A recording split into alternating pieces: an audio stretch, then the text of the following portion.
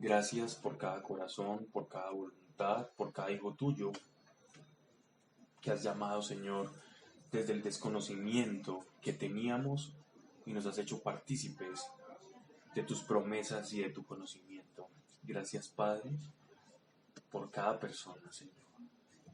Ayúdanos, Padre nuestro, a reposar en la verdadera fe, que cada problema, cada inquietud, cada agente de distracción se aleje hoy de este lugar para que podamos recibir, leyendo tu palabra, Señor, la revelación correcta al corazón, no por palabra o conocimiento mundano o humano, ni intelectualismo o cosas semejantes, sino que sea directamente por la revelación a tu Espíritu, que nos haga libres de la ignorancia del Espíritu, Padre, y así sea, en el nombre de Jesucristo de Nazaret. Amén y amén.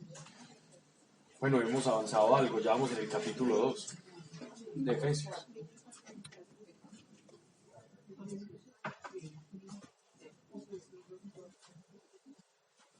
Recapitulando, porque el miércoles pasado fue festivo, ¿cierto? Estábamos viendo cómo en este pasaje, en este capítulo, el apóstol nos muestra como el poder que nosotros tenemos como creyentes, al poder que nosotros podemos acceder. Y es decir, que es como una promesa a la cual, o una promesa para que está hecha, para que nosotros podamos depositar la fe. En resumen, sintetizando y caricaturizando lo que es una promesa, podríamos decir que una promesa es el norte de nuestra fe. Si yo quiero saber a dónde apuntar mi fe, he de buscar una promesa a la que apuntar. Y esta es una gran promesa que Dios nos da, para que nosotros podamos poner en uso la fe que es por la palabra de Dios, no la fe que es por otras circunstancias, sino la que es por la palabra de Dios. Y la fe que es por la palabra de Dios va a dar los resultados, es decir, como consecuencia de utilizar esa fe, vamos a experimentar los resultados, que es efectivamente el resultado de lo que Él promete. La fe en las promesas va a ser lo que Él promete, lo vamos a tener. Y que para que cada promesa se perfeccione, pues es inevitable un periodo de tiempo. ¿Por qué el Evangelio o la salvación no se da en el cielo? Es decir, ¿por qué un espíritu o una persona cuando deja este mundo ya no tiene elección si estar con Dios o no? Porque se necesita del factor tiempo para yo arrepentirme, se necesita el factor tiempo para yo depositar mi fe en la esperanza. La fe necesita de tiempo para existir. La fe se mueve dentro del tiempo. Los ángeles no necesitan ni tienen fe, porque ellos no viven en el tiempo, entonces ellos no tienen cómo utilizar la fe, porque la fe es en la esperanza, y en la esperanza hay una espera. La espera es un factor tiempo. Así que nosotros, el Evangelio es un llamamiento a la esperanza de la vida eterna. Y por eso es que siempre, desde que exista el tiempo, va a haber la posibilidad del arrepentimiento. Siempre. Y eso juega a favor, pero también puede jugar en contra. Porque nosotros no sabemos cuál va a ser el día en que Dios nos va a llamar. Entonces no podemos estar tranquilos en que en cualquier momento yo me vaya a arrepentir, porque la fe opera en medio del tiempo. Igual no sabemos el día, a menos que Dios lo revele, pero Dios le revela ese tipo de cosas a sus amigos y yo no puedo ser amigo de Dios si no tengo fe. Versículo 5. Y estando nosotros muertos por nuestros delitos, nos dio vida con Cristo. Eso lo explicábamos en la charla de hace 15 días. Y es importante recalcar esto de que nosotros estábamos muertos en nuestros delitos. Esta muerte, hacemos alusión a la separación que el ser humano tiene con Dios. Esa separación que nosotros tenemos con Dios, no participar de la vida íntima de Dios y estar desconectados de Él, es lo que las Escrituras llaman muerte o muerte espiritual. Entonces, por eso dice, y estando nosotros muertos por nuestros delitos, nos dio vida con Cristo. Con Cristo. Así que Cristo, en este caso, pasa a ser el elemento que va a vivificar el cuerpo que está muerto. Cristo es el bálsamo, es el ungüento, es la salida, es la medicina, es la píldora, llámala como quieras. Es el factor, es el agente externo a nosotros mismos que nos va a producir a ese cuerpo inerte sin vida, el que le va a devolver la vida, el que le va a devolver la relación espiritual con Dios. Es específicamente la acción, el elemento Jesucristo, el que nos va a devolver a nosotros la vida que perdimos por la separación con Dios a causa del pecado. Versículo 7. A fin de mostrar en los siglos venideros la excelsa riqueza de su gracia, por su bondad hacia nosotros en Cristo Jesús. Entonces, ¿cuál es la finalidad? ¿Cuál es la finalidad de vivificar a estos cuerpos o a los seres humanos que estábamos separados de Dios? Es manifestar su gracia. La manifestación de la gracia es el amor. Él manifiesta su gracia porque nos ama. Así que la obra de la salvación es para manifestar su gracia por medio del amor, a fin de mostrar en los siglos venideros la excelsa riqueza de su gracia por su bondad hacia nosotros en Cristo Jesús. Entonces, su bondad, amor y las riquezas de su gracia. Es decir, Él lo puede, tiene y quiere hacerlo. Dios quiere, tiene y puede salvarnos. Y la herramienta para la salvación, y yo sé que la palabra, el término herramienta suena brusco, puede sonar feo, pero para hacerme entender en términos didácticos, Cristo humano, el cuerpo de Cristo fue la herramienta y su sangre para que nosotros pudiéramos tener ese acceso a Dios. Pues de gracia habéis sido salvos por la fe. De gracia habéis sido salvos por la fe. Miren esto. ¿Por qué nosotros somos salvos? Por gracia, ¿cierto? ¿Qué significa gracia? Por la sola voluntad de Dios, porque Él quiso, así no lo mereciéramos, Dios quiso en su soberanía, en su voluntad, salvarnos a nosotros. ¿Por qué? Porque uno de sus atributos es el amor, y amarnos y vernos separados de Él no lo quiere. ¿Quién va a querer estar separado del ser amado? No tiene sentido. El amor siempre implica la unidad, la fusión con aquel al que amas. Para que exista amor, tiene que existir el dos. Tienen que haber dos. Por eso Dios es trino en ese perfecto amor. Y por eso Dios nos ama, porque somos nosotros más Él, aunque estemos hechos de la misma naturaleza, porque somos a su imagen y semejanza. Para que exista el amor tiene que haber el otro. No hay amor si no existe el otro. Esa es una gran diferencia, por ejemplo, que vemos en las religiones o en la ascética y mística oriental o de corte orientalista. Por ejemplo, si tú ves la práctica del budismo o del yoga, son las técnicas o el desarrollo espiritual en estas religiones o en estas prácticas espirituales se centra sobre el ego, sobre el yo, sobre el aniquilamiento del yo que no me permite a mí trascender. Entonces, todas las técnicas de meditación, las de los yogis, las de los monjes, también las de los fakires, llegan a través de la manipulación del cuerpo a una especie de perfeccionamiento individual. Toda la doctrina oriental versa sobre el tratamiento y la disolución del ego, del yo, para mezclarme con el universo, con el Brahman, o para alcanzar el Satori, el Nirvana, la iluminación, etcétera, etcétera. Es un camino del yo, de la fusión del yo, individual. Pero el camino que nos enseña Cristo es el camino del otro. Yo me encuentro a mí mismo, perdónenme la redundancia, que se utiliza mucho, pero es encontrarme a mí en el otro, en el servicio, en el hacerme pequeño para los demás. Me encuentro a mí y encuentro mi verdadera naturaleza y mi papel dentro de este mundo, porque no me concibo separado del otro. Mi realización no está en un camino de soledad en una montaña, de asceta o de anacoreta en una montaña, sino que está y se pierde en el otro. Porque en el cristianismo entendemos, en las palabras de nuestro Señor, amarás a tu Dios sobre todas las cosas. Hay un elemento que es Dios, hay otra persona que es Dios, para que exista el amor, y al prójimo como a tú mismo. Y prójimo no solamente, y claro está en los evangelios, mi familia o con quienes tenemos un afecto natural. El afecto natural, según el apóstol Pablo, es toda aquella atracción, casi que por instinto, nosotros tenemos con nuestros familiares, como por ejemplo un padre con su hijo, una madre con su hijo, con nuestros primos, nuestros padres, etcétera, etcétera.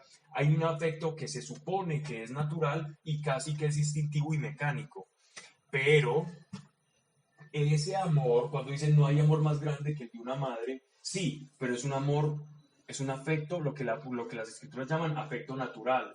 Es un afecto que se da por naturaleza, pero ese afecto o ese amor no es perfecto.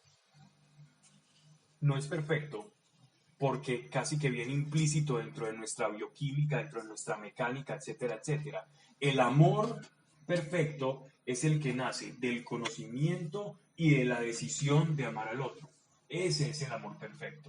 Incluso puede ser más perfecto el amor entre pareja que el amor entre padre e hijo. Porque el amor que nace de una pareja es el amor de decisión. Es el amor que se construye y por el cual el único afecto natural que existe entre una pareja o entre unos novios, por ejemplo, es el del enamoramiento. Pero ese dicen que dura 6 meses, algunos 7 meses, a unos les durará hasta un año, pero no más. Pasa. Entonces, ese es el único afecto natural que existe entre una pareja.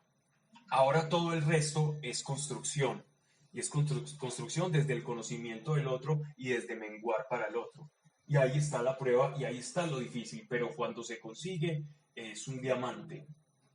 Y también se puede hacer tener ese tipo de amor por los hijos. Solo que, digámoslo así, es más fácil porque a veces se puede confundir el afecto natural como el enamoramiento en el caso de una pareja, al igual que el afecto natural en el caso de un padre con un hijo. Sí, que Dios, es que yo amo mucho a mi hijo, amo mucho a mi padre, y por ese amor yo estoy concediendo una gracia especial. Falso. Incluso el apóstol Pablo dice que a veces el ser humano puede estar ya tan perdido que casos se van a ver en los últimos días en que incluso el afecto natural ya no será tenido en cuenta. Y vemos madres abandonando a sus hijos, padres ofreciéndolos y vendiéndolos por redes sociales, prostituyendo a sus propios hijos, donde ya ni siquiera el afecto natural, ya está tan cauterizada la conciencia, hay un callo tan grande en la conciencia que incluso ese afecto natural lo perdemos. Y es un grado de degradación terrible que nos habla en la carta a los Romanos, en el primer capítulo, Dios, sobre cómo el ser humano, cuando ya va cediendo tanto, tanto al pecado, hasta ese afecto natural, que es mecánico, lo va perdiendo por esa cauterización de la conciencia. ¿Okay?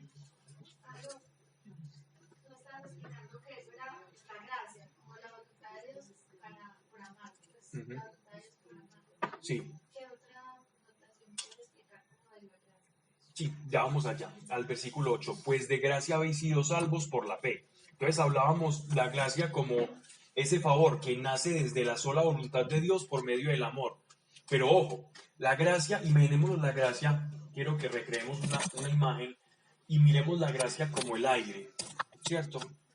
El aire que nosotros no vemos, pero podemos experimentar de alguna manera, y todos en estos momentos estamos viviendo del mismo aire que va pasando por acá. El oxígeno que pasa por acá, todos estamos haciendo parte de él y nos estamos nutriendo mutuamente de él, y es nuestra razón de vida y de existir. Sin embargo, nosotros tomamos la decisión de respirarlo o rechazarlo. Si yo rechazo el oxígeno que nos está circundando y nos está afectando a todos en común, me muero. Voy a recibir aquí una descarga, yo puedo decidir no respirar más y voy a perder esa conexión con el aire. La fe en este caso, asociemos la gracia al oxígeno, ¿cierto? Pues de gracia habéis sido salvos por la fe. Y la fe, llamémosle fe a la decisión de aceptar esa gracia.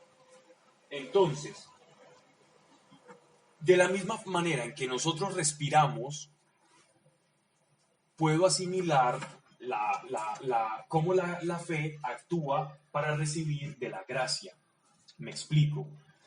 Cuando en el acto de respirar, mi decisión, el solo hecho de respirar es una actitud más de recibir lo que allí está, ¿cierto? Es una actitud pasiva.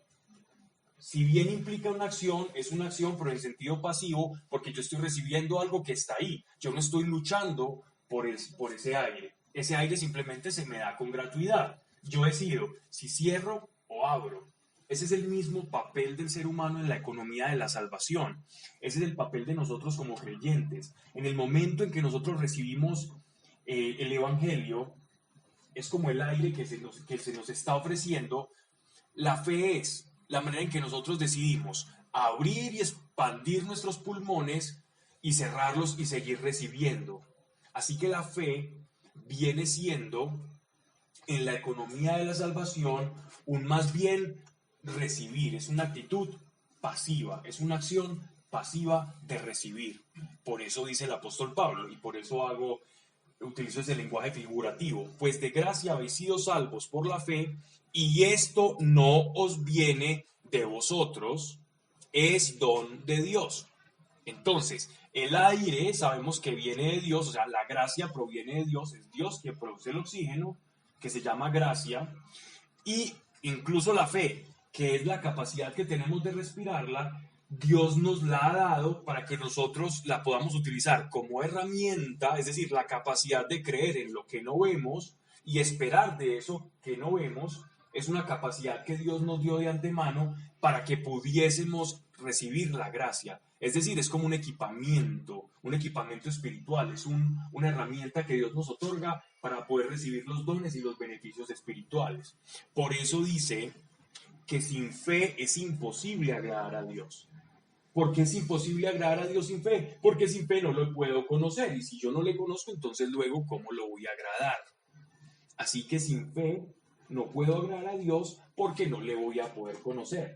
La fe es la forma en que es el único elemento que nosotros ponemos dentro de la economía de la salvación. Es el único elemento que viene de nosotros. Y ese único elemento, dice el apóstol, es un elemento que nos lo ha dado Dios y que nosotros lo utilizamos de forma pasiva. Es decir, la fe es para recibir, no para producir, sino para recibir lo que Él ya de antemano dejó para nosotros, refiriéndonos a la salvación. Porque la fe puede ser activa en otros casos, pero para la salvación es completamente pasiva. ¿Ya? Diferenciemos la fe que es para la salvación a la fe ordinaria que nosotros necesitamos conforme a las cosas de la vida diaria o a la esperanza que tenemos en cosas que aún no han pasado, pero que Dios ya nos ha prometido. Y aún a pesar de eso, sigue siendo pasiva. Lo que pasa es que hay que sostenerla en el tiempo porque la fe está sujeta, como decía anteriormente, a un espacio temporal. Y esto no os viene de vosotros, es don de Dios. Un don es un regalo, es una dádiva, es algo que se da gratuitamente, es un equipamiento que no nos ha costado absolutamente nada y que no nos cuesta ningún esfuerzo extra o espiritual el tener o utilizar la fe. La fe es tan sencilla como yo mirarme un día al espejo, saber que soy hombre, saber que tengo esto, saber cómo me llamo. Es decir, yo creo en una cantidad de señales que recibo y eso es usar la fe. Fe en algo que vemos. Ahora yo puedo utilizar esa fe en determinadas circunstancias, como tener fe en un trabajo, puedo tener fe en que yo recibo una mensualidad que porque tengo una bodega o porque tengo un alquiler o porque tengo una plática produciendo, yo puedo depositar mi fe en eso y así ajustar mi tranquilidad con base a eso que en lo cual yo tengo mi fe y mi seguridad. Sin embargo, la fe que nos enseña a utilizar nuestro Señor, o donde nos dice que depositemos su fe, la fe que Él nos ha dado, nuestra fe, en las promesas y en la palabra de Dios, porque esa es la fe que va a alcanzar o que va a gozar de eficacia. Y esa es la fe que Él no va a dejar desmayar. Entonces nos conviene conocer sus promesas para saber dónde depositar esa reserva de fe que todos tenemos. Entonces hay distintas fe. Es la Fe misma. espiritual hacia el Señor. Una fe material en creer en ciertas cosas. Es la misma fe, la diferencia es el escenario donde yo la deposito. Es decir, como si Dios fuera el banco correcto, tu banco amigo de verdad. Pero la fe es un don. Sí. Pero entonces, ¿cómo va a ser lo mío? No. Sí, claro, es que la fe es un don que yo puedo utilizar para bien o para mal. La fe es neutral. Pero es un don de Dios. Es un don de Dios, pero el don de Dios yo lo puedo utilizar para bien o para mal. Es como la vida es un don de Dios, pero tú puedes utilizar la vida para hacer el bien o para hacer el mal. Yo puedo utilizar las cosas de Dios para el mal incluso. De hecho, eso fue lo que hicimos en la creación. Utilizamos nuestra vida, que era un don de Dios, utilizamos para el mal. Cuando Caín mató a Abel, utilizó son los dones, ellos tenían la capacidad de hablar con Dios para el mal. Utilizó las herramientas mismas con las que él labraba y cazaba para matar a su hermano Abel. Entonces, esa es la libertad la que Dios nos dejó. La fe es un don que yo la puedo utilizar en el brujo que lee las cartas o en el Señor. ¿Dónde va a producir resultados? Esa es la diferencia. En PNL y todo eso. Sí, ahora sí, el don que Dios me dio solamente está desarrollado o equipado para producir resultados allí donde Dios puso para depositar la fe, porque es don de Dios. Pero yo la puedo poner en cualquier parte. Así como yo, siendo iglesia, tu templo del Espíritu Santo, obviemos la fe, dejémosla separada. Si yo soy templo del Espíritu Santo y nos lo ha dicho y lo dice Dios, cuidado, vosotros sois templo del Espíritu Santo, cuidado con quien se junten y todo eso. Si yo de buenas a primeras salgo con unos amiguetes de la universidad por allá y me dicen, vení Pablo, vamos a celebrar, y me invitan a un lugar donde se cometan todo tipo de atrocidades, ¿a dónde estoy llevando yo al Espíritu Santo? A un lugar donde no quiero estar. Exactamente, entonces es lo mismo. Nosotros podemos utilizar o no, incluso nuestras propias vidas, en contra o no del Evangelio. ¿Dónde estamos yendo? ¿Qué estamos viendo? Lo que tú estás viendo está viendo el Espíritu, lo que tú estás haciendo, el Espíritu está ahí implícito. Por eso hablábamos que el principio del temor de Dios, no sé si fue empezando Efesios o en Segunda Tesalonicenses hablábamos de que una parte para conseguir el temor de Dios era muy bueno tener la conciencia de Dios permanente. La sabiduría. Sí, ese es el principio del temor de Dios es la sabiduría, pero parte de esa sabiduría nos lleva también al conocimiento, a la conciencia constante y permanente de que nosotros somos templo del Espíritu Santo. Y si yo tengo esa conciencia de Dios, voy a desarrollar un temor de Dios correcto, es decir, pensar todo el tiempo, ¿a dónde voy a llevar a Dios? Dios está aquí en este momento y eso nos ayuda demasiado. ¿Estamos bien, Manuela? Bien. Entonces, la fe, digamos que Dios es las promesas de Dios son este banco correcto y los diferentes escenarios que no son la palabra de Dios, yo puedo ir y depositar mi fe allá. Pero eso es como ir y tirar la platica en un estafador, en alguien que te promete algo, pero no te lo va a dar. Sí, vení acá que te ato al ser querido y todo este tipo de cosas. Vas y pones tu fe allá y terminas estafado en tu fe. Porque esa no es la fe, o ahí tu fe no va a germinar. Tu fe va a germinar en el lugar donde Dios dice que es seguro. ¿Y que es seguro? Su palabra. Porque Él no es hombre para mentir. Entonces es una manera correcta de leer la fe. Y por eso uno tiene que entregar su vida a Dios y por eso hay que hacer unas cosas en función del Señor. Se le entrega y hay que tener fe y hay que dar la fe. Y ahí germina. Muchas veces Dios derrumba en nosotros todo eso es donde depositábamos la fe. Muchas veces, a veces parece que cuando llegamos al Evangelio muchas cosas se derrumban y a muchos nos pudo haber pasado. En mi caso me ocurrió que cuando llegué al Señor, todo el estilo de vida, la vida que yo llevaba y las personas con las que me relacionaba, todas fuera, todas excepto mis dos amigos con los que encontré al Señor, con los que el Señor nos encontró juntos, orando en un parque. Fueron y quedaron siendo amigos ya para siempre, ¿cierto? Y hermanos en la fe, pero antes, y es verdad, antes la gente que no es de Él se va y Dios derrumba no solamente eso, sino también amistades, empresas, lo que sea, que no fueron fundamentados en Él por amor a nosotros y para edificar en verdad y en gracia. Él destruye para luego reedificar. Y en esa reedificación hay una verdadera construcción y ya sintonizada con Dios y anclada a su propósito. Así que esperemos y tengamos fe en las promesas de Dios, que tarde que temprano Él nos va a poner en el lugar, quitando lo que tiene que ser quitado. Correcto. A veces la fe puede estar en lugar equivocado. Y esto no os viene de vosotros, es don de Dios. Don es una dádiva, es un regalo, es algo para poner al servicio. No viene de las obras. Miren pues, la salvación no viene por las obras. No hay nada que podamos hacer para merecer la gracia. No hay nada que podamos hacer. Voy a hacer esto para que Dios tenga más gracia conmigo. No.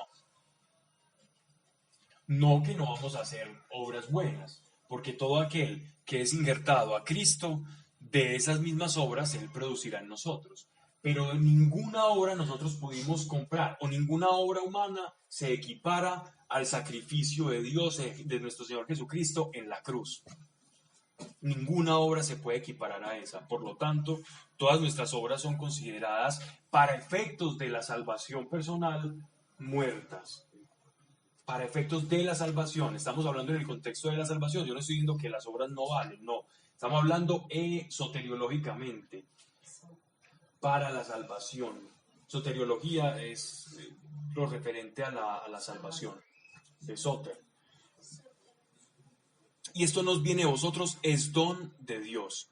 No viene de las obras para que nadie se gloríe. Es decir, para que nadie diga, es que como yo soy tan bueno, claro, por eso Dios me salvó, por eso Dios me llamó, por eso soy iglesia. Es que yo soy muy bueno, miren, yo no miento, yo no robo, yo le ayudo a todo el mundo. Y como yo soy tan bueno, Dios dijo, wow, mira, aquí sí hay una persona buena, este se merece la sangre de mi hijo, a este lo voy a salvar y a este tan regularcito, no. Que nadie se cree y nadie se gloríe de lo que no le corresponde, porque la salvación no fue producida por obra humana alguna, sino que es meramente don divino y gratuito, por el cual hemos sido todos hechos partícipes. Miren, eso te quita, en principio, y sigo con Gregorio, te quita una carga, el peso de que te tengas que ganar algo, como ganarte, como que siempre tengas que buscar agradar a Dios y ganarte algo que no mereces. Primero te digo, no lo mereces, no lo merezco, no lo merece nadie. Y aún así lo tenemos, por eso se llama gracia, favor inmerecido. Ya yo me quito una carga y es la de tener que ganarme el cielo. Ahora bien, ¿cuál es mi papel? Unido a Cristo, que es la cabeza, responder al llamado que Dios me ha hecho. Y en esa respuesta, mi carne, mi vida, mi cuerpo, mi espíritu va a comenzar a producir obras de aquel al cual yo estoy unido. Y esas obras son diferentes porque nacen del espíritu y esas son obras espirituales y no de la carne.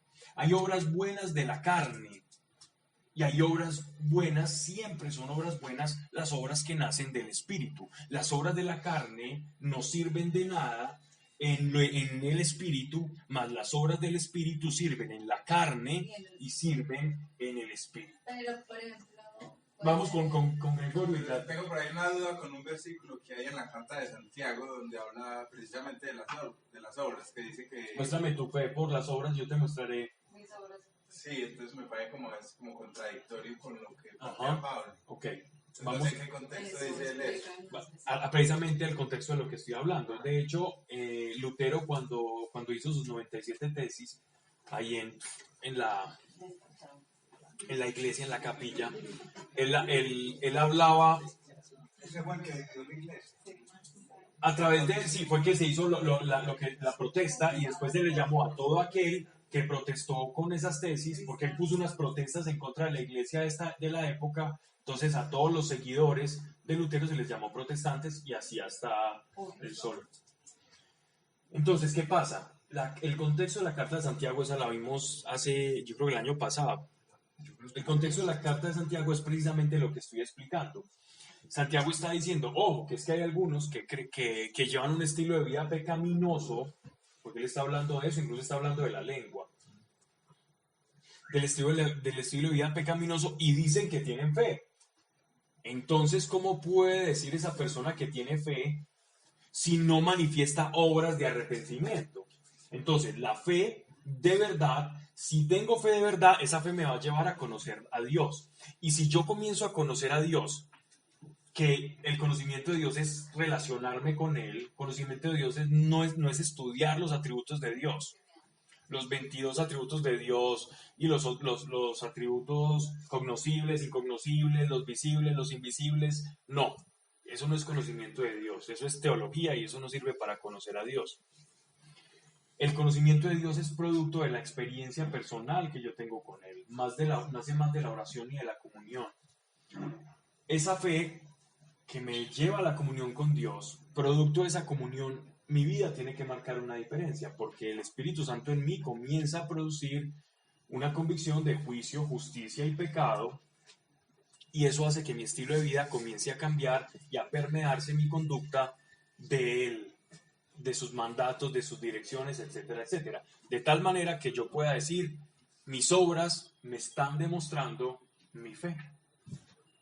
Y tengo que aplicar los mandamientos del Señor, no te digo, amar al prójimo, una serie de cosas para que se dé. Si tengo fe, tengo que hacer obras, por naturaleza se me dan las obras. Y se te va a ir dando Porque naturalmente, si no yo va a ser creo forzado. que tengo fe en Dios y no hago obras, tampoco funcionaría. Significa que no tienes fe, No tengo fe. que no es porque no te está acercando a Él. Si tu fe no te acerca a Dios, significa que no tienes fe en Por Dios. ejemplo, Eso es lo que explicaba el apóstol Santiago, porque habían unas joyitas que creían que... Pero era que decían de dientes para afuera que tenían fe, pero la Que fe crean en Dios y no hacían Exactamente. era Entonces, una Con falsa los fe. fariseos. es un fariseísmo, de hecho. Entonces, la fe me tiene que llevar a las obras, pero no porque nazcan de la voluntad humana o que sean forzadas. Pero ¿cuáles son obras de fe? ¿Cuáles son obras de la carne? ¿O pueden ser las mismas? Pueden ser, se pueden El espíritu las confundir. mueve. Exactamente.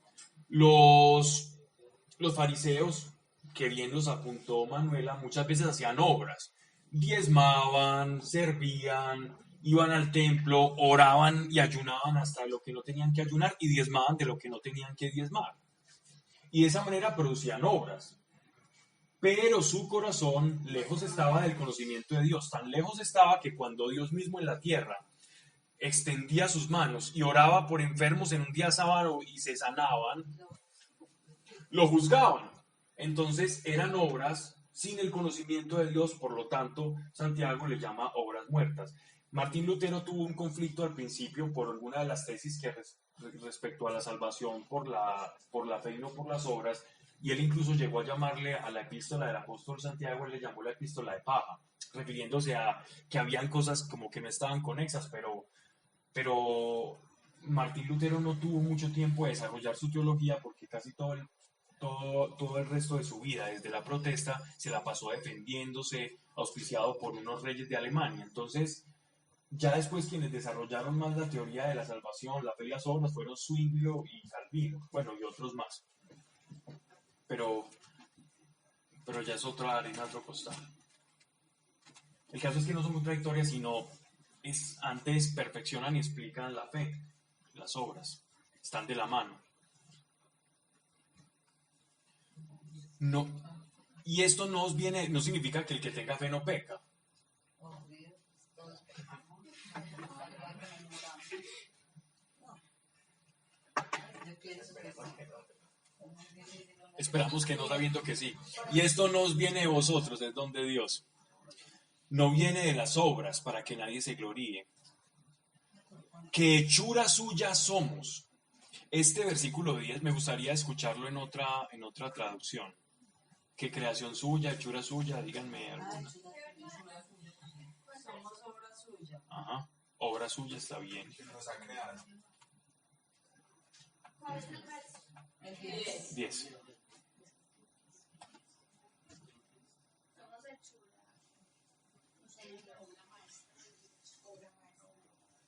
¿Por qué creen que dice esto acá?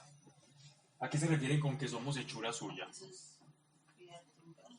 Alguien que me pueda auxiliar acá. ¿Por qué dice que somos hechura suya? ¿A qué se refiere el apóstol Pablo? Porque aquí nos está dando una revelación muy bonita. Su creación. Sí, ¿quién es? Él nos entretenió en el vientre de nuestra mamá. Somos hijos y somos herederos. Como si somos herederos. Tú te estás yendo al pasaje de Ezequiel, es decir, a que somos creación a priori, ya estábamos en la mente de Dios y él somos hechura suya porque somos su creación. ¿Alguien más tiene algo que apuntar? Que no todas las criaturas son hijos. Tiene algo que ver, pero indirectamente, con lo que él está diciendo. Lo que tú dices tiene que ver con eso, pero de manera más indirecta. ¿Sí? Con la gracia. Como que por medio de la fe y la gracia nos hacemos transformar. Ujú. O sea, no es como que solo seamos criaturas de él, sino que realmente somos de él cuando nos dejamos hacer por él en la fe. Ujú. Sí. Bien, bien, va más por este lado. Lo de Pablo está bien, pero desde el contexto en que somos creación de Dios. Aquí se está refiriendo a la iglesia. Es la carta a los de Efesios, a los de Éfeso, que eran iglesia. Les está hablando en un tono de revelación. Que hechura suya somos. Miren qué dice después, creados en Cristo Jesús. Es decir, la iglesia, nosotros como creyentes, somos una nueva creación, diferente a la antigua creación. Cristo dijo, les doy vida y vida en abundancia. Nosotros somos nuevas criaturas. Tú ya no eres una persona normal. Ustedes ya no son normales. Yo ya sabía. No, bueno, aparte. Alguien lo había notado también, ¿no? Pablo, pero entonces con el Nuevo Testamento, Con la gracia con la gracia, somos nueva creación, somos una criatura diferente. Por eso no nos podemos amoldar a los parámetros del mundo. Somos diferentes. Nos tenemos que meter eso en la cabeza. No quiero repetir palabras de retiro, pero somos nueva creación. Somos nueva criatura. Somos cosa nueva. Somos cosa por distinta. ser cristiano. Correcto. Si tú no estás sintonizado con esa verdad, difícilmente vas a escuchar al Espíritu Santo hablarte. Si tú no estás sintonizado con que eres cosa nueva, no que crees en Dios y pasas tiempo con Él, no, eres una nueva creación. Y esa nueva creación está facultada para escucharlo, para que Él actúe en tu vida, para que Él guíe y para ser heredero, que has hablado de hijos de Dios. Por eso tiene mucha relación con eso. Eres una nueva criatura. Las nuevas criaturas pueden ser guiadas por su papá. Pueden experimentar el mundo espiritual y recibir los beneficios y las riquezas de su gracia. Puedes y tienes el derecho, no adquirido por tus obras, sino adquirido por la única obra que lo pudo haber hecho, que fue su sacrificio. Tienes el derecho, tienes una esperanza para hacerlo. Tenemos una esperanza para creer, para buscar y para sabernos diferentes y para experimentar cosas diferentes en tu vida. No tenemos ninguno, estoy predicando, no tenemos derecho a no experimentarlo. No tenemos derecho a no experimentar ser diferentes y que nos ocurran cosas diferentes. ¿Sí o no? Lo que te llamaron ayer a contar. Tenemos derecho a experimentar cosas completamente diferentes. Eso es un derecho que tenés. Que nadie te lo quite, que nadie te lo robe, que ni el tiempo, ni la gente que dice que estás esperando en hadas, en leprechaun, goblins, hadas, cosas de esas, que nadie te quite esa esperanza. Nadie. Ya respiro. Este es el momento en que respiro. Es que ayer conocí un primo mío, me llama mi primo, acabo de conocer a Pablo Velázquez. Le dije, ¿lo conociste? Y me dijo, sí, lo que vos me dijiste. Se puso a hablar conmigo y me empezó a llorar como un terno chiquito. Y le dije, sí, veo. Le llevó la palabra y cuando... Esa es la parte más simpática, ¿no? La parte simpática era una persona que había, dentro de un empleo que tenía mi querida esposa, no querían pagar un dinero. Y yo había recibido una carta de él muy beligerante hace mucho tiempo donde decía, no, y no sabemos ni siquiera quién es el esposo y eso y por qué están reclamando dinero. Y Dios le mostró quién era yo y ya tengo el dinero. Entonces, Pablo encontró el cheque y le puso la guerra. y sabes, alguien del retiro que dimos el domingo es el mejor amigo de él. Sí. Luis es amigo de él y una persona que me había escuchado y me conocía terminó te dijo, ¿y vos quién sos? Ya estaba preocupado que para qué dice que no me va a dar por quién es. Ya Dios demostró qué es lo que hacemos. Somos soy un hijo de Dios y fue muy bonito. Entonces Me llama y me dice, Luis, lo acabo de conocer aquí. A Pablo que me llama y lo conocí y me dijo, sí. y si no te hubiera conocido y no te hubiera servido en tu vida, esto no hubiera pasado. Por eso es que la relación con Dios depende del otro. Nuestra relación es de amor. Pero dame cuenta que yo era un hombre demasiado, yo era tibio, yo conocía a Pablo Velázquez y yo, lo de Dios, si yo conocía a este hombre, yo ya, esto no es cierto. Y llevo 2 años,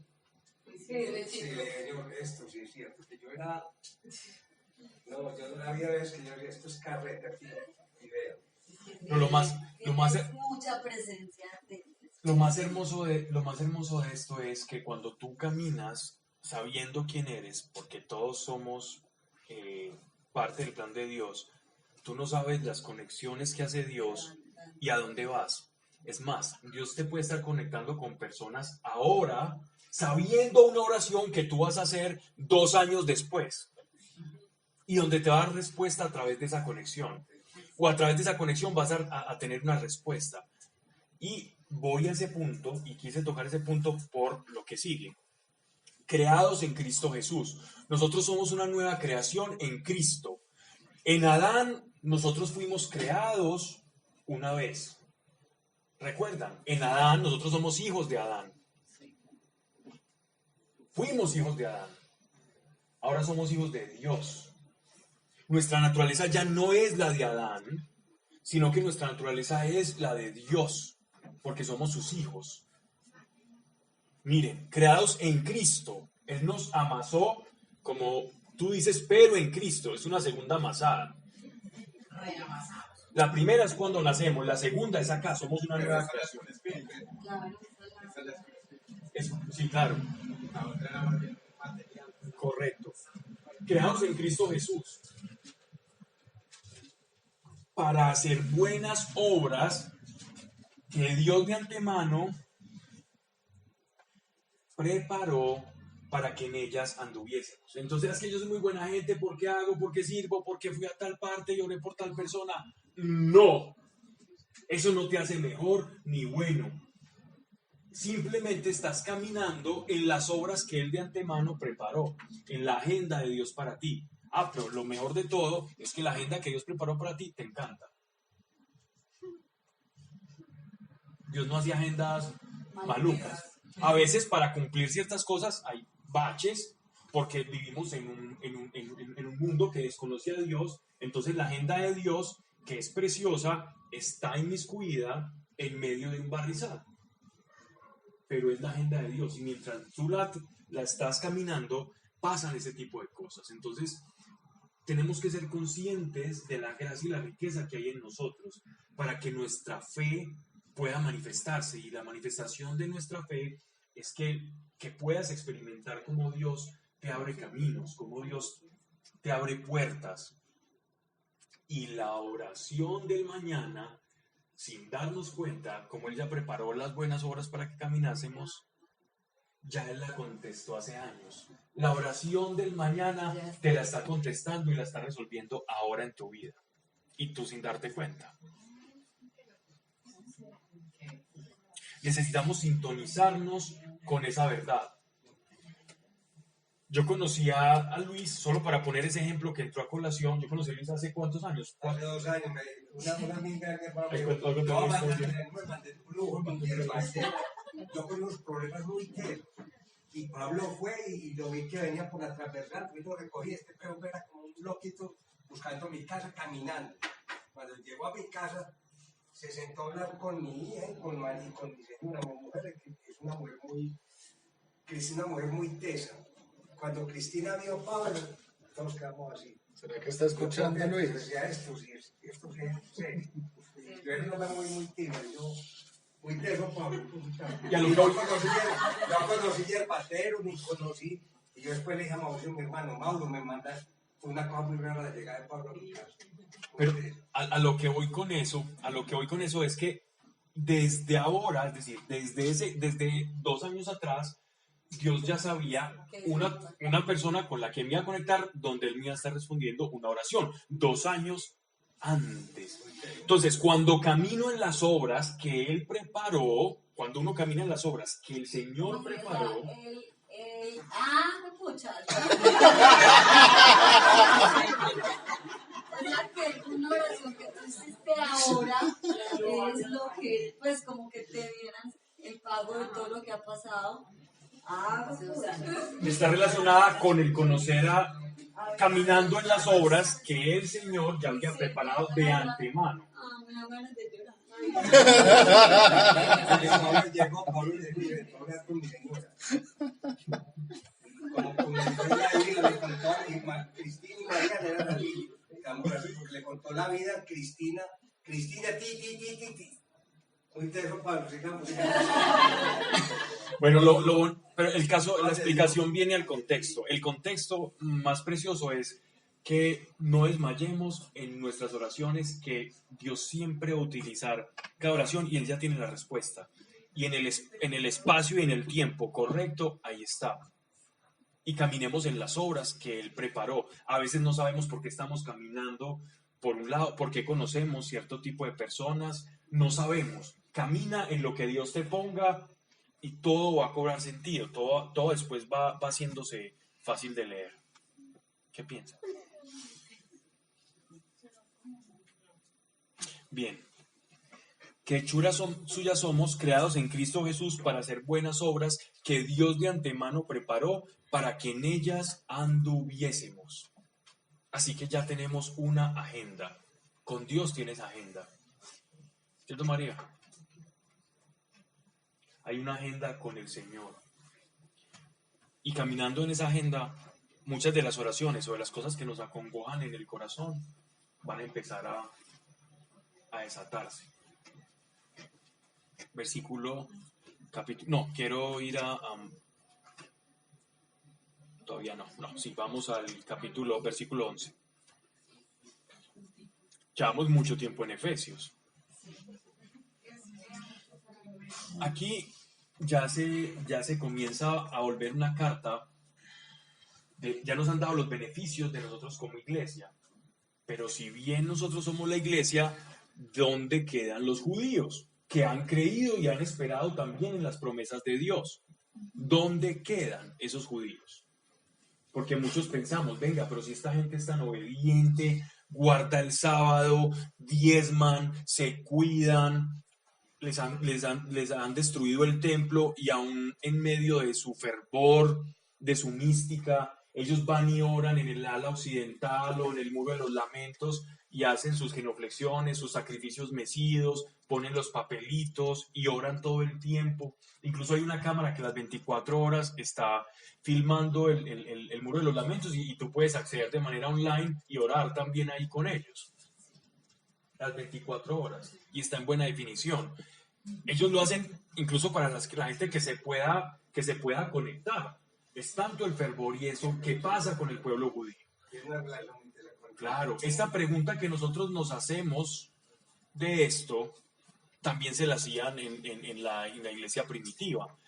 Tanto así que los mismos cristianos al principio no se separaban del pueblo judío. Ellos no se consideraban los apóstoles ni los primeros creyentes diferentes del pueblo judío. Simplemente se consideraban que ya la revelación o aquello que ellos tenían en sombra, ahora lo tenían iluminado y ya comprendían la realidad de todas las promesas que los profetas habían dado en el Antiguo Testamento y que comprendían y que habían perfeccionado, dada la hora del Mesías, todo lo que fue la ley y habían llegado a la comprensión y a la revelación plena. Esto era lo que pensaban ellos. Ellos nunca se sintieron separados del judaísmo, pero conforme fue pasando el tiempo y gentiles que nunca habían experimentado lo que era el judaísmo y apenas lo conocían como estos judíos o semitas locos con sus dioses o con su dios extraño, incluso anticuado, los griegos se mofaban de los judíos o de los semitas, veían demasiado primitivo su Dios. Los filósofos, aquellos hombres y todos estos pensadores griegos, toda esa cultura helenizada, se creían lo último del mundo, lo último, lo más pensante, y al ver a los judíos los veían con desprecio. De hecho, en el año, esto fue más o menos 190, 200 antes de Cristo, se empezó a desarrollar un movimiento de judíos que se sentían mal por verse menospreciados por el occidentalismo, por los helenizados, y comenzaron a mezclar un poquitico la Biblia, la Torá, con filosofía, ¿cierto? Y a volver muy abstracta las explicaciones de la Escritura para sentirse no tan lejanos de los griegos.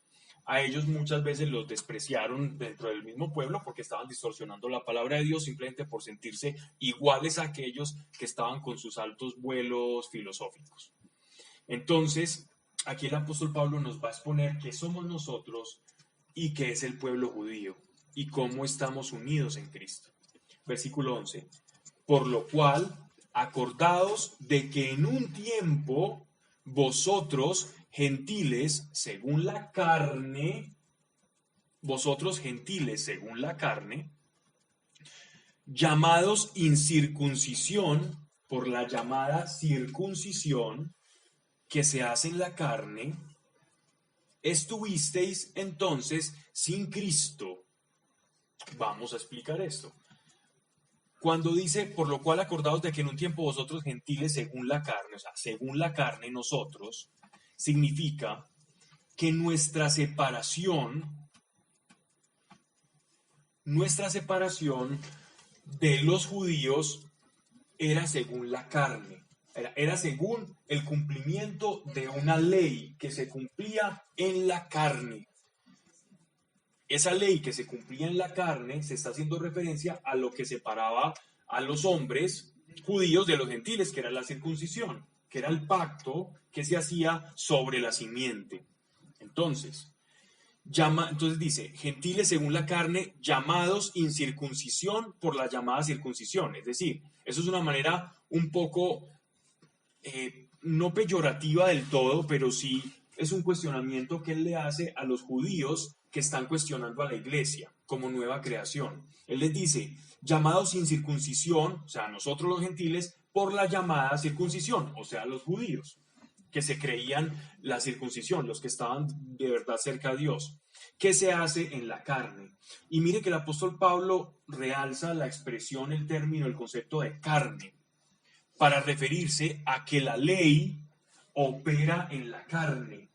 La ley o el cumplimiento de la Torá opera en la esfera de la carne pero no logra saldar la separación espiritual que el ser humano tiene con Dios. El cumplimiento de la ley no salda la relación rota que nosotros tenemos como pueblo con Dios, sino que lo que hace es simplemente obra sobre la carne, pero no obra en la esfera del espíritu. Verso 12.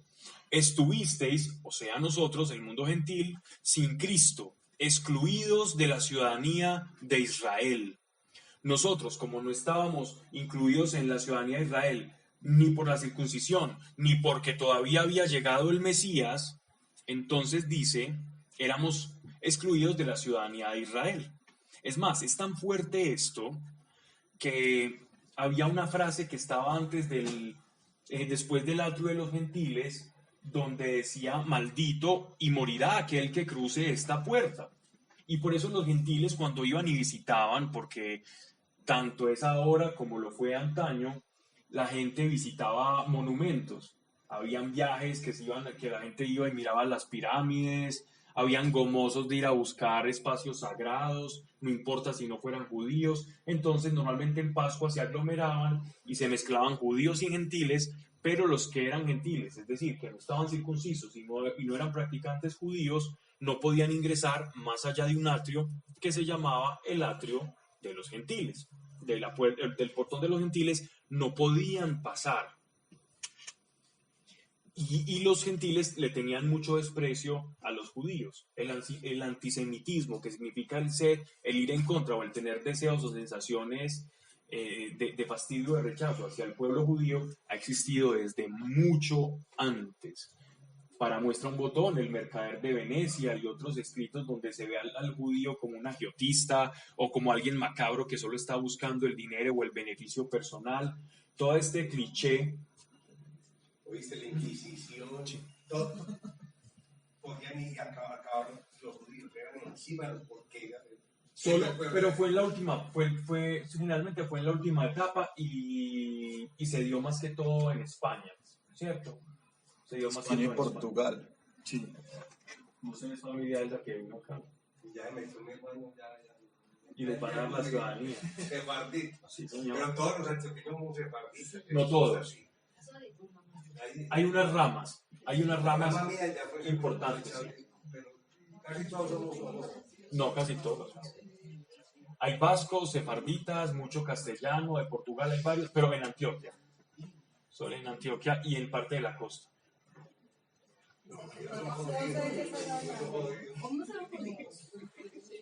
Bien. Les van a dar la ciudadanía española. No me estaba contando ahora. Bien, por lo cual acordados de que en un tiempo,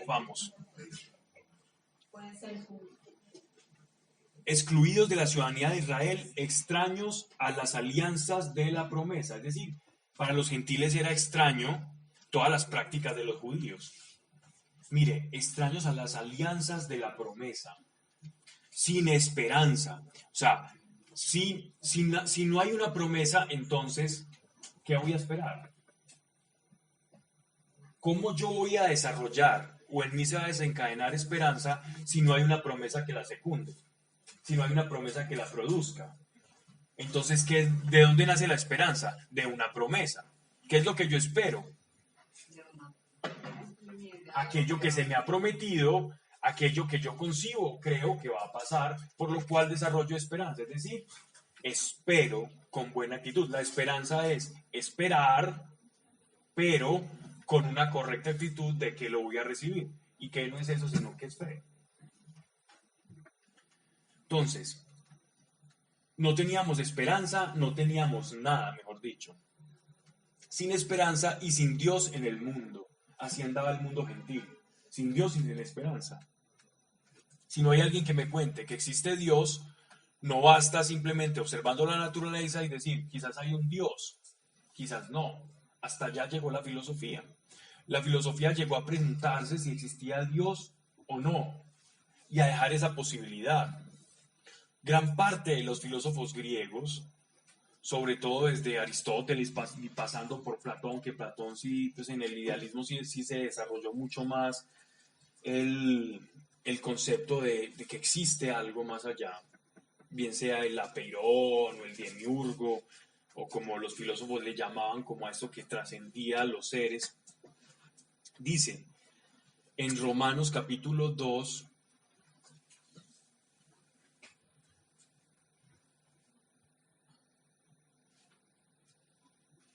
no es acá, es acá.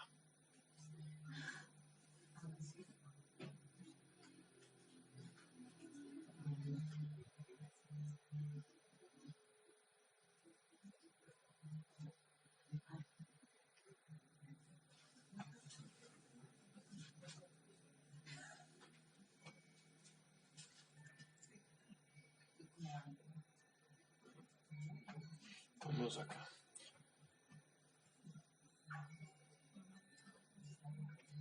Me perdí un poco acá. Ya, acá. Y vamos acá.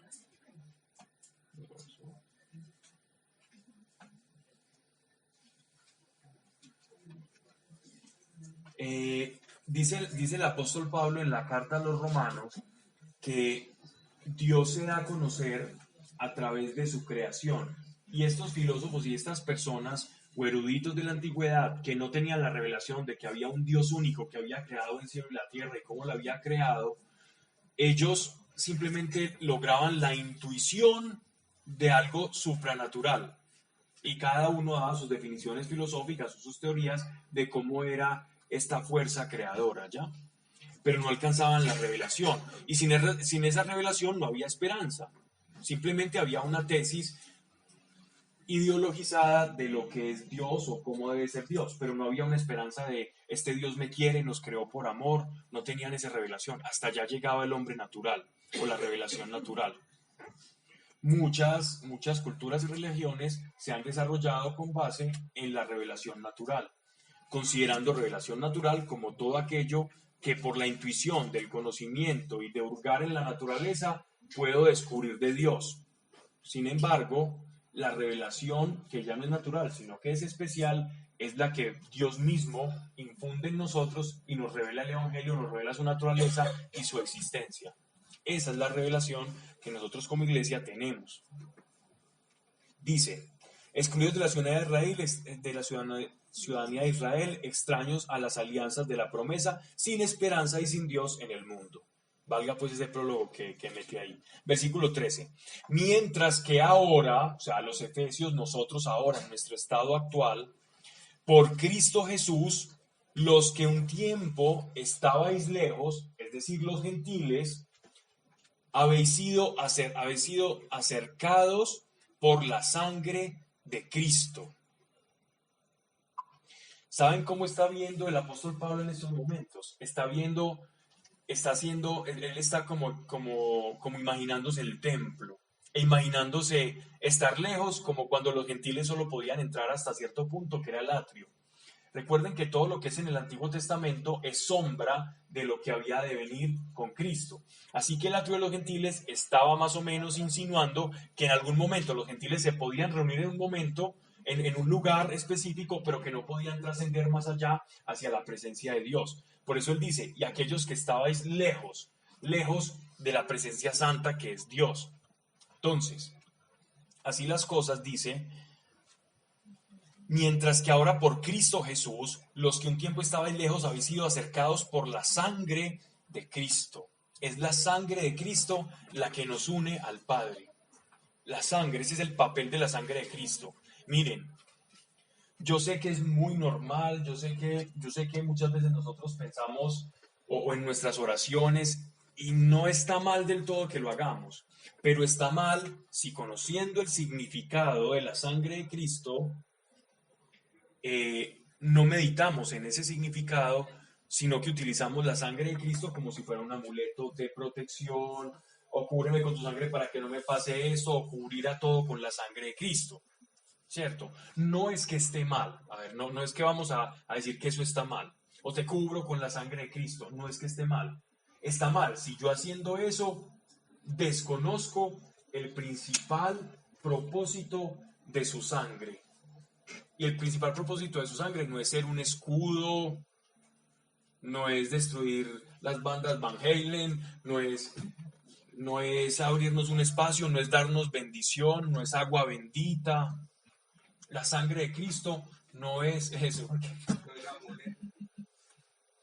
No es un amuleto, no es una muletilla, no es un talismán, no es un ágora, no es algo que utilicemos simplemente como una herramienta a nuestro favor. La sangre de Cristo es, y miren que lo dice la palabra, esto no es que lo esté diciendo Pablo Velázquez, dice: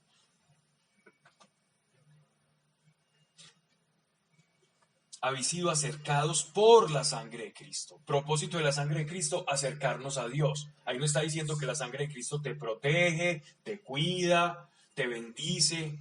No, te acerca al Padre. En el Padre que tienes protección, bendición, porque estás en su regazo, como el ave que tiene a sus polluelos. No es la sangre de Cristo. La sangre de Cristo fue el mecanismo, fue la herramienta preciosa, fue la moneda que Él pagó por ti para unirte al Padre. El Padre te bendice, el Padre te protege, el Padre te cuida. Uno no le ora a la sangre de Cristo. Uno habla con su papá, sabiendo que para yo estar con mi papá, con mi Creador, con aquel que me ha hecho heredero de todas las cosas, fue pagado un precio muy alto. Así que la sangre viene siendo el símbolo, el precio tan alto del amor de Dios por nosotros. Entendiendo así las cosas, ya, ¿cómo voy a orar o incorporar la sangre de Cristo? No que esté bien, no que esté mal, repito. Simplemente estoy yendo al significado puro y duro de lo que las Escrituras nos están reflejando y nos están plasmando. No para que le quedamos orando así y le digamos, no ores así que está mal, en lo absoluto.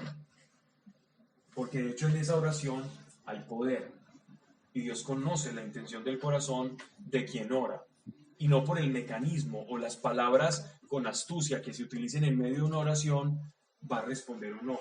Porque el mecanismo que desata la eficacia de una oración es la fe y la confianza en el Dios que me respaldó, no en el tipo de palabras que use. Moisés era tartamudo, dicen. Si se puede orar callado, uno callado puede orar. También. Pero para orar callado, es mejor haber orado muchos años en voz audible.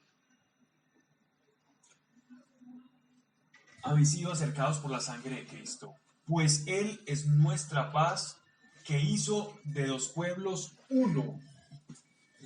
¿Recuerdan cuál es el significado de paz? Que ya habíamos hablado de él, que era el shalom, que era la paz, era reconciliación con Dios. La paz era la reconciliación con Dios. Entonces dice, pues Él es nuestra paz, y ese Él debe ir en mayúscula en nuestras Biblias. Pues Él es nuestra paz. ¿Qué hizo para diferenciar que es Cristo? Es decir, que es el Señor, que Él es nuestra paz.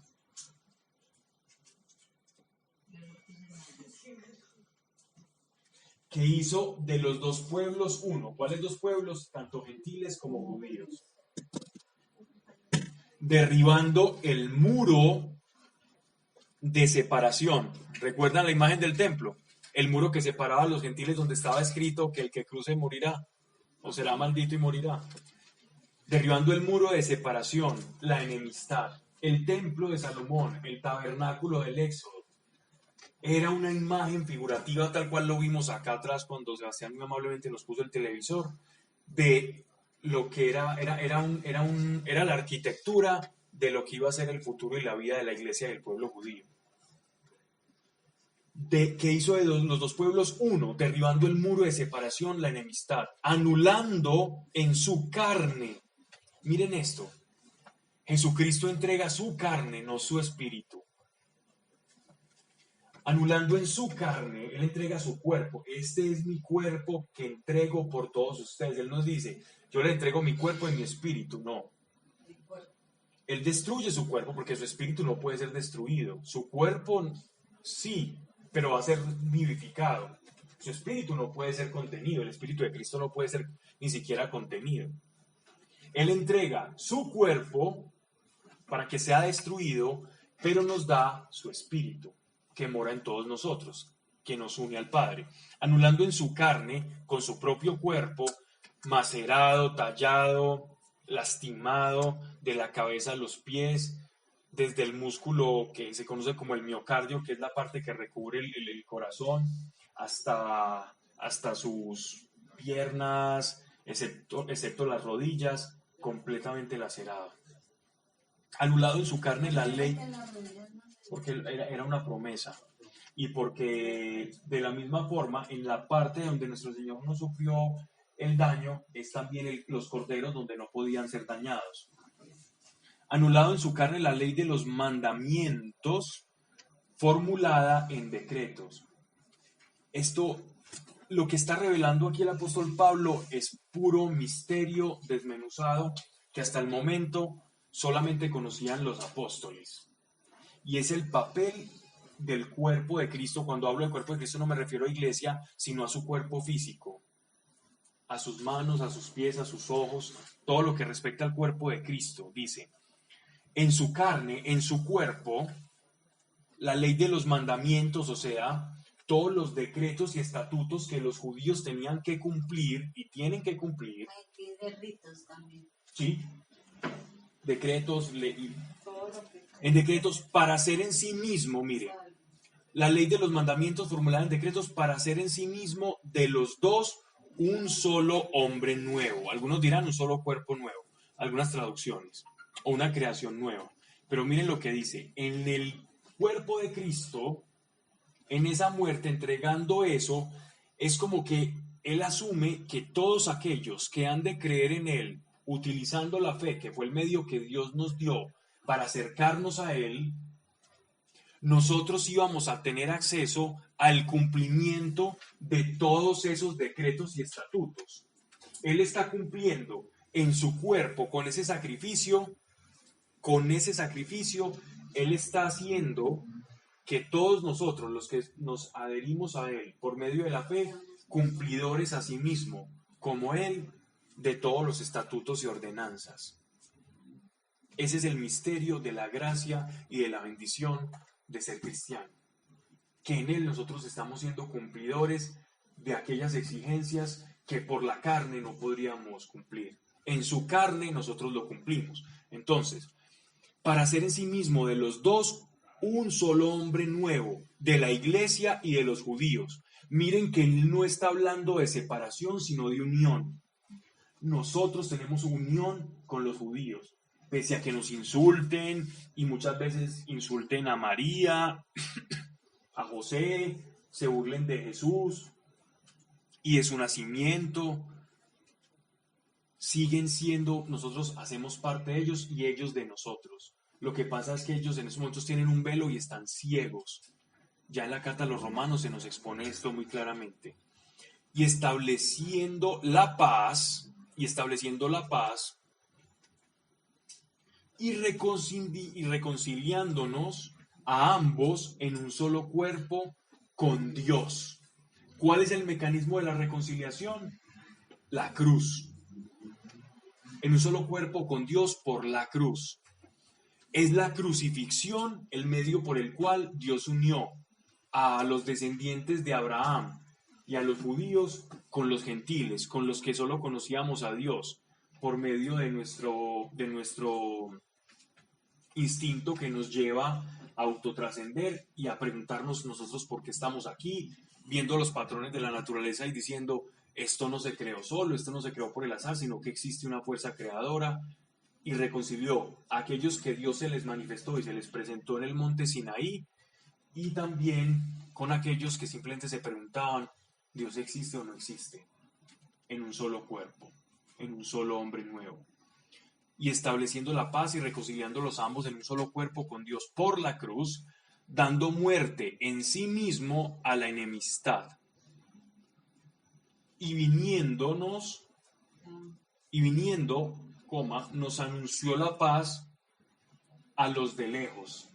Es decir, anunciar la paz significa, vengan, que la casa del Padre está abierta, y no solamente está abierta, hay habitaciones para ustedes, y no solo eso, y van a heredar las cosas del dueño de la casa. y paz a los de lejos y paz a los de cerca.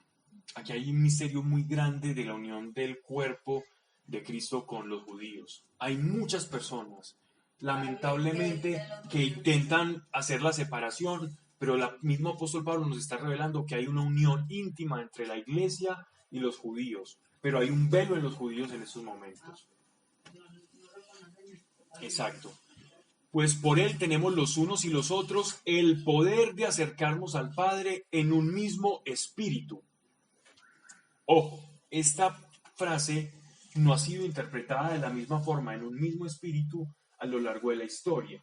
Por ejemplo, Crisóstomo decía que ese espíritu es en minúscula, o sea que tanto judíos como gentiles se iban a acercar a Dios en una misma actitud. Espíritu en minúscula en la Biblia traduce como actitud, como estar unidos en el mismo espíritu significa en una misma actitud, con un mismo fin en común. Sin embargo, me gustaría ver si en alguna de las Biblias aquí espíritu está en minúscula. O todas están en mayúscula. Significa que todas las traducciones se fueron lejos de los que pensaban que se refiere a un mismo espíritu y se está refiriendo al Espíritu Santo. Porque espíritu en mayúscula es alusión al Espíritu Santo. Entonces, cuando dice por un mismo espíritu, significa que el Espíritu Santo nos está nutriendo y nos está dando revelación.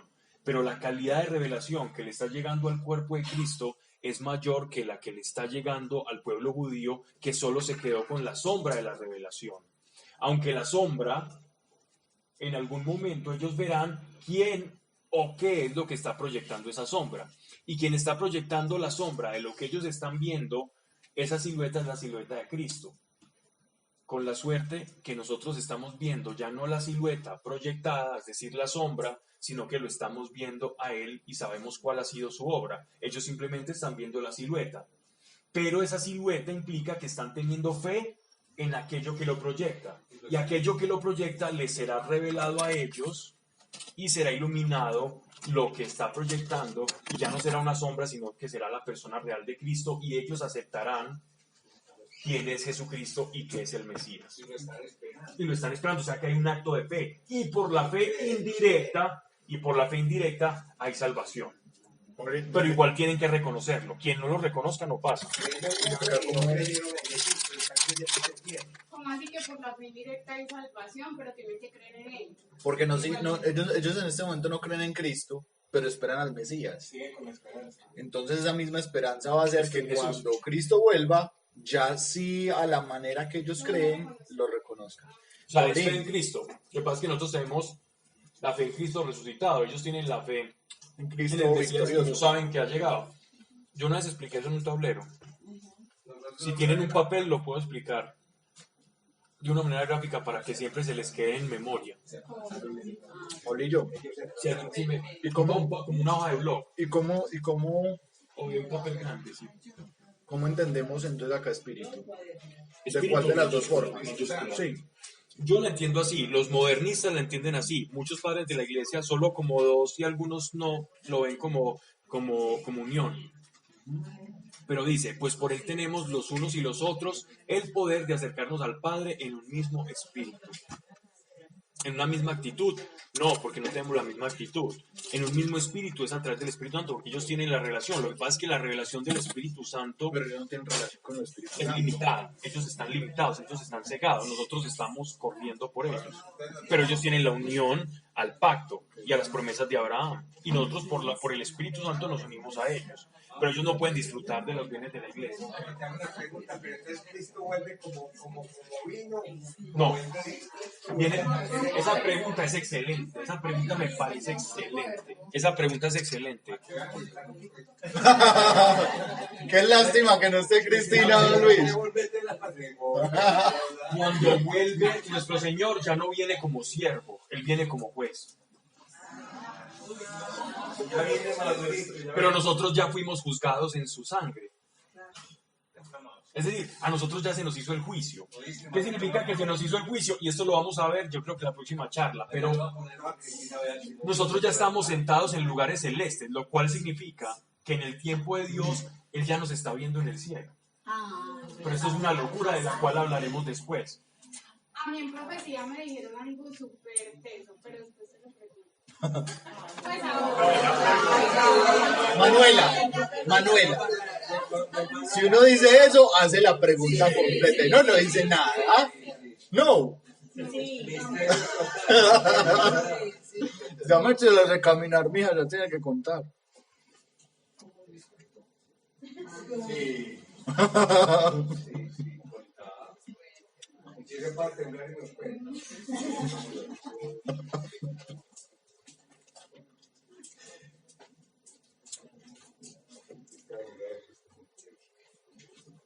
Y esos judíos dicen que ya llegan. Y van a hacer un templo de que ya llegan, que llegan. Y nosotros tenemos Pablo. Como el Pablo de maleta aquí, como Pablo a veces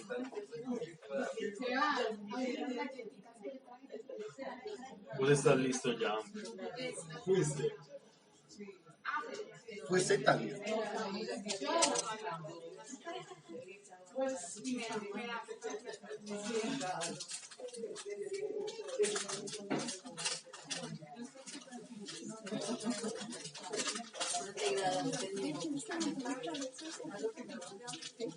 Hay agüita.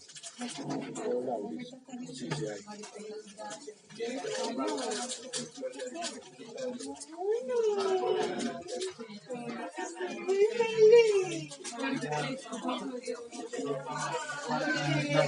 La felicidad. Porque, ¿te acuerdas la historia de Elías? Y Eliseo.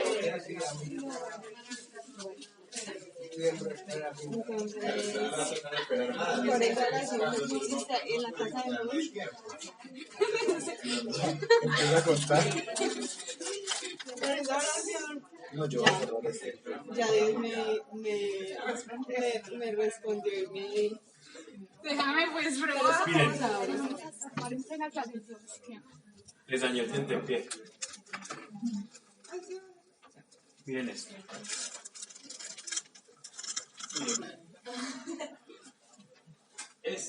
Supongamos, pues hagamos un ejercicio aquí de fe. Esto es el pueblo judío antes de Cristo. Todas las promesas y todo lo que se dice de los sacrificios, el tabernáculo, las leyes, las profecías, ya acabamos de ver Jeremías, apuntan, todas las escrituras apuntan hacia Cristo. Todo apunta hacia Cristo. El judío, cuando tiene fe en la Torá, está teniendo fe en Cristo. Pero resulta que la profecía ya se cumplió. Se cumplió el día en que nuestro Señor Jesucristo nació de una virgen. Aquí se cumplió esa profecía.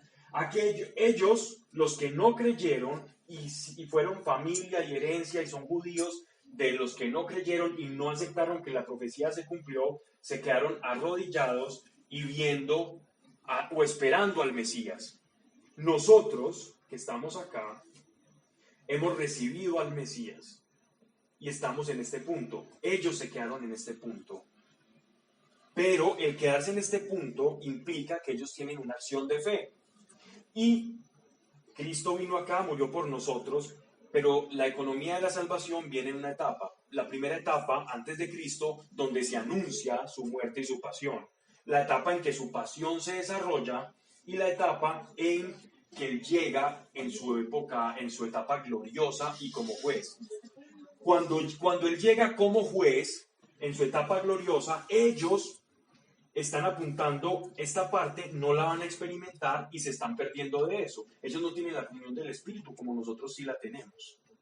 Ellos se pierden de todas esas mieles, todavía están arrodillados, esperando y viviendo como siervos y no como hijos, como es lo que dice en Efesios. Ellos están viendo como siervos. Ellos incluso no pronuncian el nombre de Dios y para no pronunciarlo dicen Hashem, el nombre. O en las Biblias traducidas al castellano ponen de, quitan la consonante S, el I-O lo quitan para no pronunciar el nombre sagrado, así sea el nombre, el castellanismo de de Yahweh o de Elohim, de Dios. Entonces, para evitarse eso, ellos, cuando llegue el Mesías glorioso, ya porque Él viene, porque Él da promesa, ellos se van a dar cuenta de que todo el tiempo los cristianos habíamos disfrutado de aquellos que se quedaron esperando y se van a incorporar en un solo cuerpo en la etapa gloriosa, primera etapa, segunda etapa, tercera etapa de la economía de la salvación, se van a incorporar y seremos un solo cuerpo, tanto judíos como la iglesia, porque ellos tienen igual, para ser iglesia, que reconocer quién es el autor de la iglesia. Pero entonces ahora que decías Sí, que sí el sirvió. Sí, pero ahora que decías que el tiempo de los que ya se murieron, ¿qué? Se quedaron en la esperanza, como aquellos que en la carta de Pedro también murieron en la esperanza. Por ejemplo, cuando dice Como los del Antiguo Testamento. que el Señor, en la carta de Pedro dice que nuestro Señor bajó al inframundo, bajo el Hades, bajo el Sheol, hay muchos Los que estaban en el que estaban de Abraham. expectantes. O sea, que los hombres tienen una oportunidad más, porque por ejemplo nosotros conocemos a Cristo y decidimos si creer o no, y ellos si deciden que no, tienen otra No, oportunidad. ellos solo tienen una oportunidad, porque ellos están creyendo, pero se están perdiendo. Ellos son lo que nosotros... Pero no en Dios acto, sino en Dios potencia, como por lo Exacto. menos. Nosotros éramos hijos pródigos antes, ahora estamos en la casa. Y ahora los que estamos en la casa, ellos pasaron a ser hijos pródigos porque no están en la casa, no se sienten hijos, se sienten siervos, están esperando, trabajando cerca de la casa, pero algún día serán llamados al convite, a la melona, a la comida, a la francachela, como lo quieran llamar, serán llamados también. ¿Cierto? Y eso es en la parucía. Eso está explicado en la carta a los romanos, no de esta forma, pero el apóstol Pablo lo dice como un misterio que Dios le reveló. Sigamos. Entonces dice, pues por él tenemos los unos y los otros el poder de acercarnos al Padre en un mismo espíritu. Por tanto, ya no sois extranjeros y huéspedes, sino conciudadanos de los santos y miembros de la familia de Dios, que es lo que estamos explicando, edificados sobre el fundamento de los apóstoles, y aquí hay una cosa bien interesante, edificados sobre el fundamento de los apóstoles y de los profetas. Aquí la palabra edificados sobre el fundamento de los apóstoles y los profetas se ha interpretado en su mayor número por los biblistas, eruditos, estudiosos de las escrituras, padres de la iglesia, que se refiere a los 12 apóstoles, incluido el apóstol Pablo después, y a los profetas refiriéndose al Antiguo Testamento. Pero por otro lado, cuando nosotros leemos Hechos de los Apóstoles, vemos que dentro de la iglesia primitiva habían personas a las que se les llamaba profetas, y no específicamente a profetas del Antiguo Testamento, sino a personas que ejerciendo el don de la profecía eran predicadores profetas itinerantes que viajaban de un lugar a otro dando palabra del Señor. Ejemplo, vemos el profeta Ágabo en Hechos de los Apóstoles, cuando el profeta Ágabo dice, sepárenme a Bernabé y sepárenme a este otro porque yo tengo una misión y una agenda con ellos. Y entonces los separan y ellos se vuelven compañeros de Pablo por un tiempo. Entonces, también uno que se sienta y dice, Pablo le dice a unas 3 mujeres que profetizaban y que eran profetas de la iglesia. Así que también vemos en otros textos que no son bíblicos, pero que no son canónicos, pero que son inspirados y que son de la iglesia, que se llama la didache o la didache en griego, que significa la enseñanza o la doctrina, que es un libro antiguo muy bonito, incluso es más antiguo que algunas de las cartas apostólicas. Perdón, no, me equivoco, no es más antiguo, no me equivoco, ese es otro que se llama El Pastor de Hermas. No, este de la Didache es un texto de la iglesia primitiva en el que se habla también de profetas itinerantes y cómo tratarlos. Es decir, que había que probar a los profetas, que tenían que tener mucho cuidado, que había que discernir bien la profecía, etcétera, etcétera. Entonces sabemos que hay tipo de profecía. A ciencia cierta sabemos que edificado sobre el fundamento de los apóstoles es sobre la revelación especial que los apóstoles tenían para hacer los cimientos de la fe, que es precisamente lo que tú y yo estamos recibiendo hoy al leer esto. Estamos recibiendo cimientos apostólicos, no de alguien que interpretó, no del teólogo X. Estamos aquí recibiendo Biblia pura y dura, tal cual está escrita, y simplemente vamos ahondando en ella. para tener fundamentos sólidos y no simplemente teologías o filosofías adaptadas a la Biblia. Edificados sobre el fundamento de los apóstoles y de los profetas, siendo piedra angular el mismo Cristo Jesús. Entonces, es Jesucristo, pues, la piedra del arco. Esto ya también lo dibujé hace algún tiempo, lo dibujé el domingo. ¿Qué significa piedra del ángulo? Porque se ha discutido bastante sobre qué significa ser piedra del ángulo, y vamos más como a comprender la piedra del ángulo desde el punto de vista de la arquitectura semita, y era la piedra que estaba en el pináculo de un arco, que era el ingreso a las casas o las edificaciones, y sin esa piedra del arco, el arco pues no tenía sentido y se caía, no tenía cimiento o fundamento. Algunos han interpretado que este fundamento es como la primera piedra sobre la que se edifica todo, no, pero para que la alegoría del apóstol Pablo cobre efecto, significa la piedra del ángulo, precisamente, que hace que columna A y columna B tengan soporte y tengan sentido. Si yo arranco esa piedra, no tiene sentido, ni la columna A ni la columna B, no tiene sentido. Un arco no tiene sentido sin esa piedra. Por lo tanto, Cristo es el que le da sentido al Antiguo y al Nuevo Testamento. Y bajo los ojos o los lentes de Cristo, que es la primera frase que dije desde el 2011 que empezamos estas charlas de Biblia, es cómo teníamos... Haga clic en el botón para descargar y comenzar. Cómo teníamos que interpretar o leer las Escrituras. Y era precisamente con los lentes de Cristo. Si yo no tengo los lentes de Cristo y no veo a Cristo como el que le da sentido a todas esas cosas que parecen no tenerlo, me voy a perder. Es como si yo voy a ver cine 3D y no me pongo esos lentes, eso todo se me superpone y yo soy como sin entender. Cuando yo leo la Biblia a través de los ojos de Cristo, de que Cristo es el principio, es el sentido, y todo apunta a Cristo, y el Antiguo Testamento prefigura, la figura de Cristo, es la sombra de lo que ha de venir, que es Cristo, entonces yo voy a ver como una película 3D sin gafas y no entender, y me va a dar un dolor de cabeza terrible. Pero cuando comprendo, según la revelación, todo se me hace supremamente fácil de entender. El tabernáculo, las leyes, los sacrificios, todo cobra sentido y nace como una flor dentro del entendimiento de la Escritura. Y ya para terminar, dice, versículo 21, en quien bien trabada se alza toda la edificación para templo santo en el Señor. Miren que el apóstol Pablo siempre tuvo la imagen de la iglesia, del pueblo judío, como si fuéramos un templo. En quien vosotros también sois edificados para morada de Dios en el Espíritu. Entonces, este es uno de los argumentos por cual no se refiere al espíritu humano o al entendimiento o a una misma motivación, sino al Espíritu Santo. Edificados para morada de Dios no es la misma intención, sino en el Espíritu Santo, porque somos edificados y formados por el Espíritu Santo, que es el buen pedagogo de nuestra alma. Voy a dejar ahí, ya son las 1:30, pero sobre este versículo 20 y 21 voy a volver el próximo miércoles. Es decir, voy a volverlo y tomarlo como punto de referencia para seguir. Que conste que vamos en el capítulo 2. Padre, gracias por cada persona. Llévanos con bien a nuestra casa. Ayúdanos, Padre nuestro, sobre todo, Espíritu Santo, a entender quiénes nos has hecho, quiénes somos. No importa quién se sienta especial, pues bien hace quien se siente especial, Señor, porque eso somos delante de ti.